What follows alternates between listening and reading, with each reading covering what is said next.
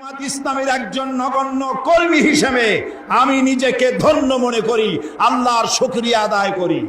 আল্লাহ তাআলা বলেছেন, আনাকিমুদ্দিন ওয়ালা তাতাফাররাকু, আমার দ্বীনকে প্রতিষ্ঠা করো আর এই ব্যাপারে কোনো মত পার্থক্য করো না।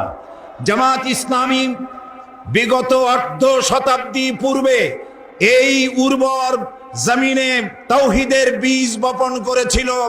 সেই বীজ থেকে চারা উদ্গত হয়ে সেই চারাটি আজ শাখায় প্রশাখায় পত্র পল্লবে ফলে ফুলে পরিশোভিত হয়ে বিশাল মহিরুহে পরিণত হয়েছে।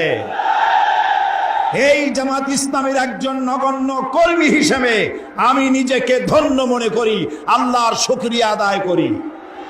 জামাত ইসলামী দ্বীন প্রতিষ্ঠার প্রচার প্রসারে বিগত অর্ধশত বছর ধরে এই দেশে কোনো হাঙ্গামা, কোনো মারধর, কোনো সন্ত্রাসী তৎপরতা চালায়নি।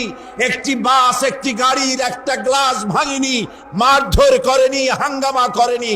সম্পূর্ণ গণতান্ত্রিক পদ্ধতিতে গণতন্ত্রের বিকাশে দ্বীন প্রতিষ্ঠার জন্যে একদল সুশৃঙ্খল কর্মী বাহিনী তৈরি করেছে সারা দেশ জুড়ে।